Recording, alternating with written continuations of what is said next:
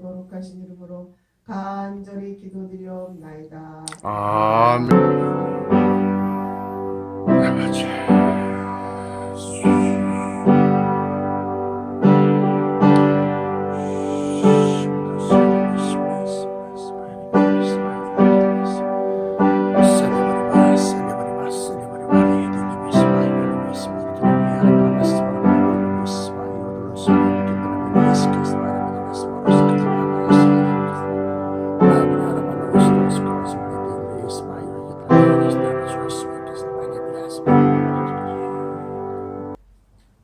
자, 오늘 성경 말씀은 요한복음 13장 36절로부터 38절까지의 말씀이 본문 말씀인데요. 절수가 짧으니까 다시 한번 봉독해 올리면, 시몬 베드로가 가로되 주여 어디로 가시나이까? 예수께서 대답하시되 나의 가는 곳에 네가 지금은 따라올 수 없으나 후에는 따라오리라. 베드로가 가로되 주여 내가 지금은 어찌하여 따를 수 없나이까? 주를 위하여 내 목숨을 버리겠나이다. 예수께서 대답하시되 내가 나를 위하여 네 목숨을 버리겠느냐? 내가 진실로 진실로 네게 말하노니 타불기 전에 네가 3번 나를 부인하리라. 이렇게 기록하고 있습니다. 이 짧은 본문 가운데서 베드로의 부인, 베드로가 예수님을 나는 저 사람을 모른다 하고 하는 그런 베드로의 부인하는 것에 초점을 맞출 것이 아니라, 그 앞절에 나와 있는 나의 가는 곳에 네가 지금은 따라올 수 없으나 후에는 따라오리라 하는 이 말씀을 중심 요절로 삼고, 나의 가는 곳이란 어디냐? 따라올 수 없다는 것은 무슨 뜻이냐? 여기에 우리가 포커스를 맞춰서 이것을 갖다가 우리가 깨달음으로 말미암아서 우리가 따라갈 수 있고, 나의 가는 곳, 예수님이 가 계신 곳에 올라갈 수 있도록 하는 그러한 목적으로서 오늘 이 본문 말씀을 영의 양식으로 제공하고자 합니다. 그러므로 이 말씀을 듣는 주의 종과 백성들, 또 성도들은 이 말씀을 통해서 천국의 기록과 역사와 또 그 구원 베풀음이 어떻게 전개되는지를 마음속에 파제껴 각인시켜서 여러분들의 숨이 끊어지는 그 순간까지 이 말씀을 놓지 마시기를 축원합니다. 먼저 서론으로 왜 베드로는 주님이 가신 길을 따라올 수 없다고 말씀하셨느냐? 주님 가신 길, 그 길을 네가 지금 따라올 수 없으나 후에는 따라오리라. 그래서 먼저 가신 길과 그 장소에 대해서 알아야 되는데, 예수님께서 가신 길은 요한복음 6장 39절에 의하면 나를 보내신 이의 뜻을 행하려 함이니라. 나를 보내신 이의 뜻은 내게 주신 자 중에 내가 하나도 잃어버리지 아니하고 마지막 날에 다시 살리는 것이니라 하셨으니, 이는 하나님께서 예수님께 명하여서 하나님의 사랑, 다시 말하면 속죄 제물로서 속죄 양으로의 십자가 죽임을 자기가 그걸 받는 겁니다. 그 속죄 양으로서의 죽임을 당하는 것을 행하며 마지막 날, 심판날이죠. 마지막 날에 하나님의 사랑을 믿고 받아들인 자, 다시 말하면 하나님의 택함을 입은 자들을 하나도 잃어버리지 않고 다시 살리는 것이 바로 주님의 길이다. 여기서 길이라고 할 때 길은 way, 다시 말하면 도로를 얘기하는 것이 아니다. 우리의 인생길을 얘기하는 겁니다. 사람이 육체의 생명을 얻고서 이 땅 위에 삶을 사는 동안에 무엇을 추구하며 무엇을 위하여 그 인생, 육신의 인생을 갖다가 소비하느냐, 쓰여지느냐. 어떤 사람은 높은 학력이나 사회적인 지위를 위하여 자기의 인생을 소비합니다. 어떤 사람은 많은 물질과 또 세상 권력과 또는 사람들로부터 칭송받는 명예를 위하여 자기 인생을 소비합니다. 그러나 예수 그리스도께서는 그의 짧은 육신의 인생을 갖다가 오직 아버지의 뜻을 전하는 것, 아버지의 뜻이 무엇인지를 가르쳐주는 것, 그리고 그것을 갖다 사람들로 하여금 믿게 만드는 것에 자기의 인생의 시간을 갖다가 소비한 겁니다. 그래서 예수님의 가신 길이라는 것은 바로 이렇게 아버지 하나님의 사랑을 전하는 거예요. 예수님께서 가 계신 장소, 나의 가는 곳에 그랬어요. 오늘 중심 요절의 36절에 나의 가는 곳에 네가 지금은 따라올 수 없으나 후에는 따라오리라. 예수님이 가 계신 곳은 어디냐? 그 장소는 요한복음 14장 2절부터 3절까지 보시면, 지금 본문 말씀이 요한복음 13장입니다. 근데 한 장만 더 넘겨서 요한복음 14장 2절 3절을 보시면, 내 아버지 집에 거할 곳이 많도다. 그렇지 않으면 너희에게 일렀으리라. 내가 너희를 위하여 처소를 예비하러 가노니 가서 너희를 위하여 처소를 예비하면 내가 다시 와서 너희를 내게로 영접하여 나 있는 곳에 너희도 있게 하리라 하셨으니, 예수님의 가 계신 곳은 하나님의 집, 내 아버지 집. 그걸 다른 말로 표현하면 천성이라는 것입니다. 하늘 천자, 성읍할 때 성자예요. 마태복음 7장 21절부터 23절까지 보시면, 주여 주여 하는 자마다 다 천국에 들어갈 것이 아니라 다만 내 아버지의 뜻대로, 그 아버지의 뜻대로 행하는 자라 들어간다. 그 아버지의 뜻이 뭐냐? 바로 예수 그리스도께서 자기의 인생을 던져서 우리에게 증거하고 알려주시고 깨우쳐주시고 또 믿어서 행하게끔 하시는 그 길이 바로 아버지의 뜻이다. 그런데 왜 주님은 베드로에게 네가 지금은 따라올 수 없으나 후에는 따라오리라 하셨을까요? 예수님은 그 인생 자체가 죽임당할 위협과 하나님이 택함을 받은, 다시 말하면 사랑을 입은 사람들을 위한 헌신과 희생이었습니다. 마태복음 2장 11절부터 20절까지 내용을 보면 예수님의 인생 자체는 태어남과 동시에 죽임당할 위협과 또 하나님의 택함을 받은 사랑을 입은 사람들을 위한 헌신과 희생이다. 그 전파하신 복음의 주제는 마태복음 4장 17절과 같이 회개하라 천국이 가까이 왔다, 그렇게 전파하십니다. 이러한 고난과 성경 속의 진리를 풀어 설명하거나 비유로 이해하기 쉽게 가르쳐 주셨는데, 내가 지금은 따라올 수 없으나 나중은 따라오리라 할 때 그 베드로를 포함한 당시의 제자들은 성경적 지식이 빈천한 무식자들이거나 또는 성경적 변증 또는 변론에 능하지 못한 자들이었다. 그래서 뭐 학설마다 다르지만 베드로가 글씨를 못 쓰는 문맹자였다라는 말도 있습니다.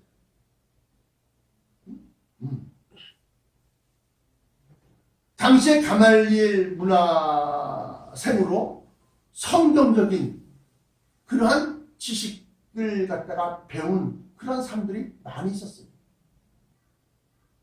바리새인들은 아주 줄줄줄줄 토라라고 하는 모세오경을 외울 정도였다. 그럼에도 불구하고 그 예수님의 제자들은 이건 투망질, 그물질하던 인생들로서 제대로 예수님을 포함해서 정규적인 교육을 제대로 받지 못한 사람들이 제자들이었다. 그 중에 조금 똑똑하다고 보는 사람이 세리였던 누구? 마태였다. 마태. 응. 12사도 가운데서. 그러니까 이 제자들이 이렇게 성경적 지식이 빈천하거나 무식한 그런 사람들 또는 성경적 변증에 능하지 못한 자들이었다. 그러나 여기서 보니까 후에는 따라오리라 이렇게 말씀하셨다. 오늘 중심 요절 36절을 얘기하는 겁니다. 나의 곳에는 내가 지금은 따라올 수 없으나 후에는 따라오리라. 지금은 왜 못 따라오고 후에는 따라오리라. 그동안에 열심히 공부해서 글을 깨우치고 문자를 깨우치고 그래서 후에는 예수님처럼 선교, 성경적인 지식을 갖다가 바로 증거하고 깨달아서 바로 증거하는 그러한 예수님이 가진 길을 갖다가 따라올 수 있다고 말하는 것이냐? 아니라는 겁니다. 배워서 되는 것이 아니라는 겁니다. 사도행전 2장 1절부터 41절을 보면 오순절 다락방 이후에 제자들과 120문도 그리고 디아스포라라고 하는 외국에서 살던 사람들이 와서 함께 기도하고 그러다가 이게 성령 충만을 받았고 성령에 취했어요. 그러니까 저들 막 행사술 하는 것 같고 막 세술에 취한 것 같아요. 세술이라는 것은 술 담근 지 얼마 안 돼갖고 그 알코올 도수가 굉장히 센 그러한 술을 얘기하는 겁니다. 그러니까 막 그냥 몸도 제대로 못 가는 거 막 이러니까 다 술 취했다. 저 왜 그러냐? 나 귀신 들렸다. 별의별 말들이 다 일어나는데 이 성령을 받고 난 다음에 베드로와 그 11 제자가 서서 사람들 앞에 서서 얘기를 하는 겁니다. 그 얘기는 다시 말하면 예수님이 성경 말씀을 풀어주시는 것처럼 그렇게 그 일에 대해서 성령에 취한 사람들을 설명하면서 하는 얘기다. 성경 요엘서를 인용하여 성령에 취한 것을 설명하였고 또한 예수님께서 가신 복음 전파의 길을 걸어갈 수 있었던 것이다. 그러면서 예수 그리스도가 다윗 왕의 후손으로부터 나올 것을 갖다가 이사야서도 언급하고 요엘서도 언급하고 그러면서 그 구세주 독생자 예수 그리스도의 부활하실 것까지도 설명하고 있다. 어디에? 사도행전 2장 1절부터 41절까지인데요. 시편도 인용을 하고 이사야서도 인용을 하고 이 베드로가 성경적 지식이 없는 그런 베드로가 막 그걸 갖다가 설교하는 겁니다. 이것이 베드로의 첫 번째 대중 설교입니다. 뿐만 아니라 이렇게 제자들이 이제 그 일에 대해서 예수님의 십자가 죽임과 부활하심에 대한 일, 그 일에 대해서 자꾸 증언해서 예수를 믿는 사람들이 점점 늘어나기 시작하니까 당시에 대중적인 종파였던 바리새파 사람들과 또 예수님을 십자가에 못 박아 죽인 산헤드린 공의회의 공의원들이 수렁수렁거리기 시작했죠. 그들이 사도행전 4장입니다. 이제 4장. 사도행전 4장으로 가보시면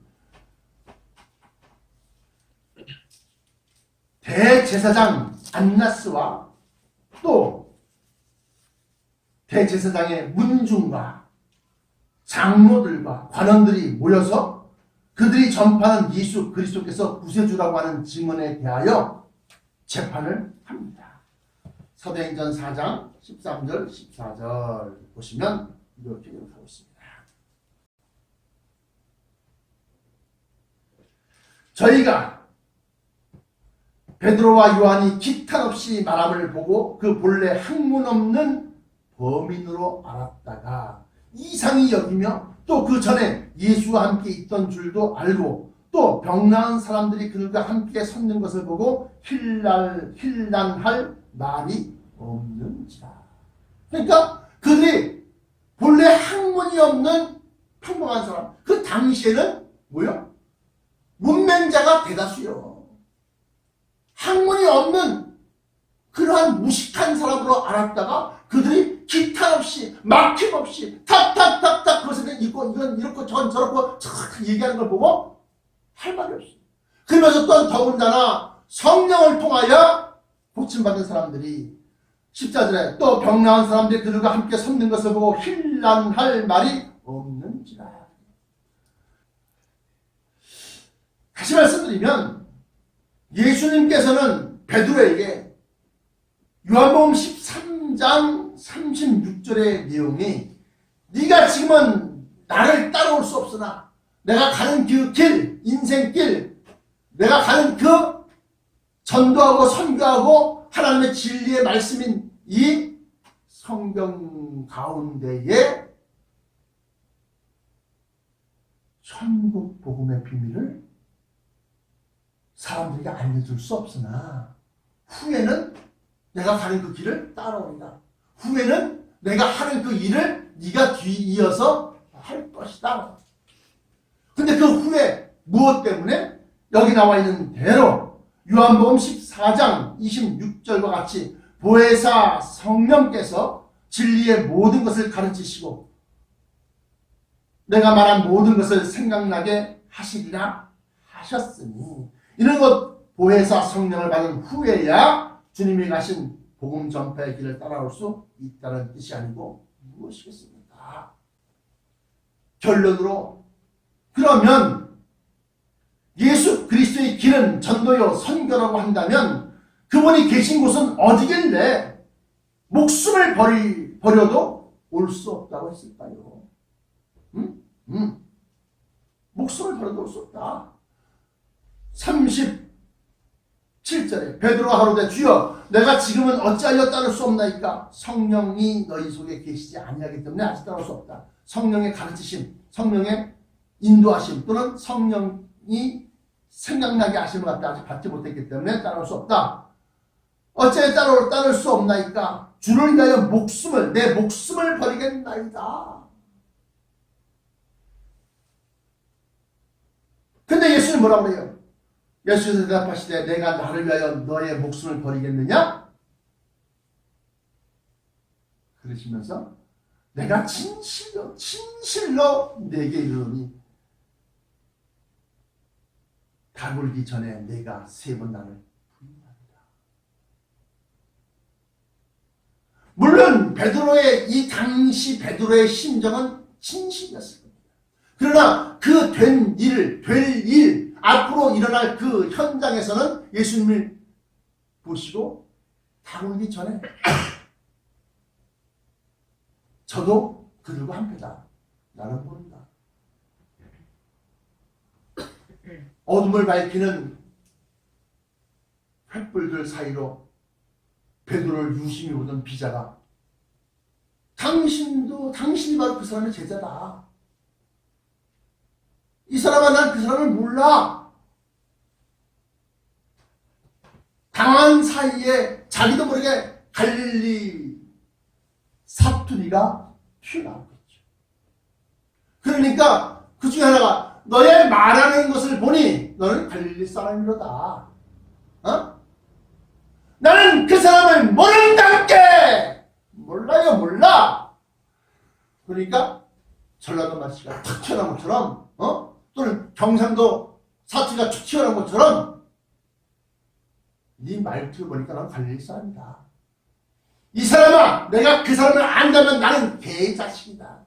자기를 저주하면서까지 예수님을 부인합니다. 그리고는 생각하기를 내가 이 자리에 더 있다가는 발각되어서 예수님처럼 잡혀 고문당하고 죽게 생겼겠구나. 슬그머니 그 자리를 피해서 나갑니다. 그리고 얼른 그 대제사장의 저택에서 막 도망치고 있는데 어디선가 딱 뛰어 하고 울었을 때 그 달울음소리를 통해서 예수님이 이 예언하신 말씀이 생각납니다. 그는 땅에 엎어져서 통곡하며 회개했다.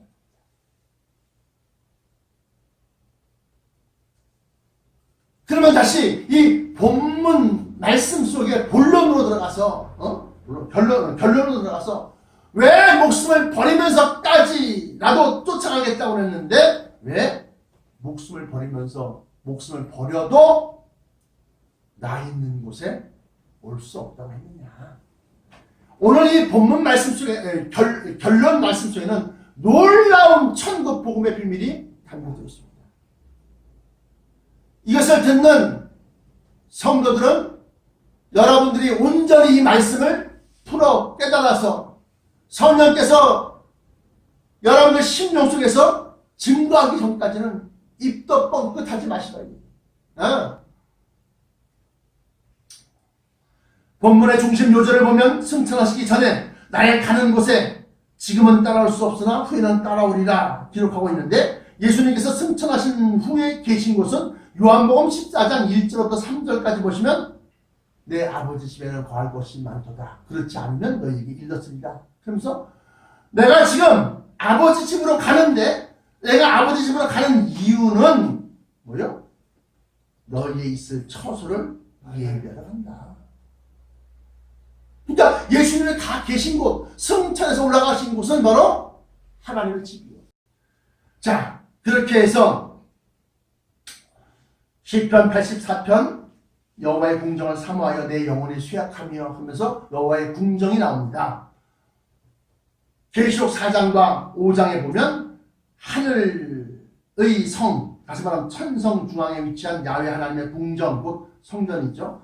중앙에 창조주 하나님의 보좌와 그 주위에 24장로들이 보좌가 있고, 하나님의 보좌와 네 생물들과 24장로들 사이에 7영인 성령님과 예수님이 계신 것을 알 수 있습니다.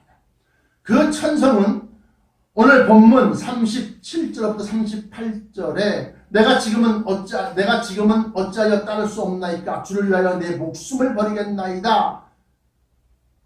예수께서 대답하시되 내가 나를 위하여 목숨을 버리겠느냐 하셨으니, 목숨을 버려도 올 수 없다는 뜻이 아니고 무엇이겠습니까? 천국 천당 가고 싶다고 죽는다고 천당 가는 게 아니요. 이 사람들아. 그러면 너도 나도 다 죽지. 다 자살하지. 빨리 나는 이 꼬라지 보기 싫다고 딱 가지. 죽어야 가는 곳이 아니에요. 천당은 살아야 가는 곳입니다. 이게 무슨 소리냐? 이 말씀을 듣는 여러분들은 잘 기억하십시오. 천국은 죽어서 가는 곳이 절대 아니라는 거예요. 죽어서 가는 곳은 절대 아니다. 살아야만 가는 것이다. 살기를 사는데 영원한 삶, 영원한 영생을 얻어야만 가는 곳이 바로 천성인 거예요. 아멘. 이걸 잘못 가르치고 있어요.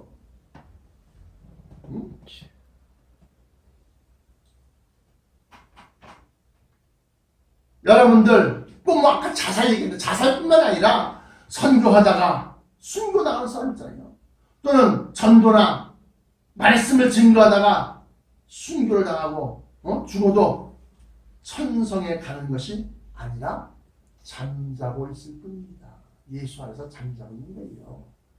그러면 지금 우리들은 죽어도 천국 못 가고 순교를 당한다 할지라도 천국을 아직 못 간다. 천성에 못 간다. 그러면 어찌해야 예수님 계신 곳인 천성 안에 들어갈 수 있을까요? 그 비밀은 마지막 나타내 있습니다. 이제 우리들입니다. 구약 시대 때 순교당한 사람들은 다 그렇게 올라가고, 신약 시대 이후에 이제 우리들은 마지막 나팔이 바로 비밀이다. 그 마지막 나팔은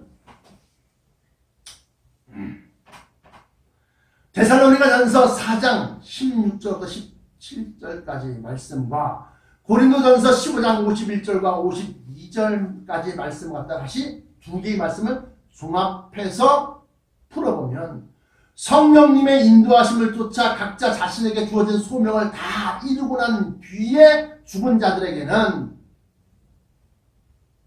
죽었다 해서 바로 올라가는 것이 아니라 그 죽은 자들에게는 잠자는 우리 개인의 영혼과 함께 성령님이 깨어계시고, 당시까지 살아있는 사람들은 우리 육신 안에 성령님께서, 우리 육신 안에 당시까지 살아있으니까, 깨어있으니까 너희는 다 빛의 아들이요 낮의 아들이라. 그러므로 뭐요? 다른 이들과 같이 잠자지 말고 깨어있으라. 그러면 우리가 깨어있는 우리의 영혼, 살아있는 사람들은 깨어있는 영혼과 더불어서 우리 안에 계신 성령님께서, 죽은 사람들은 잠자는 영혼, 예수 안에 잠잔다 그러지 않습니까? 그 잠자는 영혼과 함께 성령님은 잠자요? 아니요. 성령님은 깨어 계신다.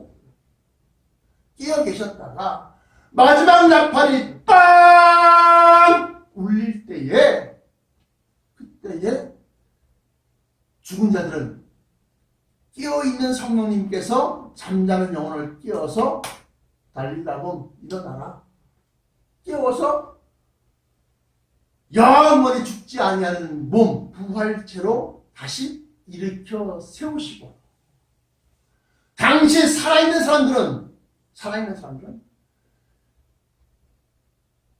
육체 안에 우리의 개개인의 영혼이 끼어 있어요. 끼어 있는데 그 끼어 있는 영혼과 함께 우리 안에 계신 성령님께서, 야, 하나님의 마지막 나팔이 울렸다. 그러므로 우리 썩을 몸, 죽을 몸, 이것 위에 덧입는다. 덧벗인, 원래 몸이 있지만 그 몸 위에 다시 덧입히는 변화체를 입혀서 구름 속으로 끌어올려 주 예수 그리스도와 함께 천성에 입성한다고 합니다. 그런즉 고린도전서 15장 52절에 죽은 자들이 썩지 아니할 것으로 다시 살고 당시까지 살아있는 우리도 변화하리라 하셨으니, 바로 이러한 하늘의 형상으로 변화된 이후에야 비로소 예수님이 계신 천성으로 올라갈 수 있다고 데살로니가전서 4장 16절로부터 17절까지 기록하고 있습니다.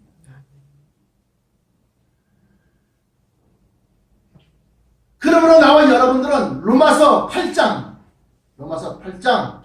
11절부터 21절까지 말씀과 같이 11절에 예수를 죽은 자 가운데서 살리신 이의 영, 성령이 너희 안에 거하시면 그리스도 예수를 죽은 자 가운데서 살리신 이가 너희 안에 거하시는 그의 영으로 말미암아 너희 죽을 몸도 살리십니다.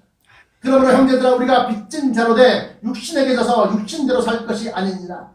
너희가 육신대로 살면 반드시 죽을 것이로되 영으로서 몸의 행실을 죽이면 살리니, 무릇 하나님의 영으로 인도함을 받는 그들은 곧 하나님의 아들이다, 하나님의 자녀다는 겁니다. 너희는 다시 무성하는 종의 영을 받지 아니하였고 양자의 영을 받았으므로 아바 아버지라 부르짖느니라. 성령이 친히 우리 영으로 더불어 우리가 하나님의 자녀인 것을 증거하시나니, 자녀이면 또한 후사 곧 하나님의 후사요 그리스도와 함께하는 후사니 우리가 그와 함께 영광을 받기 위하여 고난도 함께 받아야 될 것입니다. 생각한데 현재의 고난은 장차 우리에게 나타난 영광과 좋게 비교할 수 없다. 비교 불가.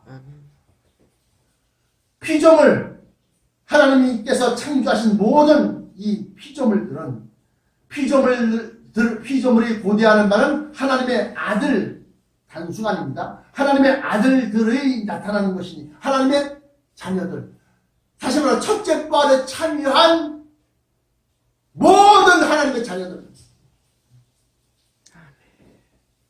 모든 피조물들이 이제나 저제나 예수 그리스도께서 첫째 부활에 참여한 자들을 대동하고 이 땅 위에 나타나는 것을 고대하고 있다는 겁니다.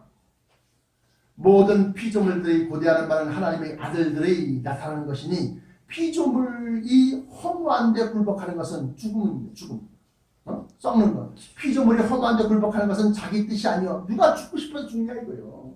지렁이도 살고 싶어서 밟으면 꿈틀꿈틀 나 살고 싶어요 그런단 말이에요. 그 피조물들이 허무한 데 굴복하는 것은 자기 뜻이 아니요 오직 굴복케 하시는 이로 말미암습니다. 그 바라는 것은 피조물도 썩어짐의 죽음, 사망, 썩어짐의 종로탄 데서 해방되어 하나님의 자녀들의 영광의 자유에 이르는 것입니다. 하나님의 자녀들의 영광의 자유에 이르는 것입니다.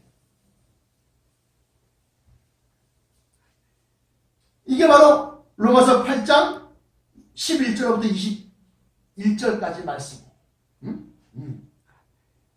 그러므로 로마서 8장에 나타난 바 예수 그리스도 안에 있는 생명의 영생의 성령의 법이 죄와 사망의 법 율법에서 너를 해방하였습니다. 율법이 육신으로 말미암아 연약하여 할 수 없는 그것을 하나님은 하시나니 곧 죄를 인하여 자기 아들을 죄 있는 육신의 모양을 보내어 깨어나갑니다. 나가면서 뭐요? 육신의 생각은 사망이요 영의 생각은 생명과 평안이니라 하면서 영의 생각, 그 성령이 바로 어떤 것이냐? 예수 그리스도를 죽은 자 가운데 살리신 이의 영이다. 그 영이 우리 안에 있으면 우리 죽을 몸도 그의 영으로 말미암아 성령으로 말미암아. 그래서 성령이 꼭 받아야 되는 중요한 겁니다.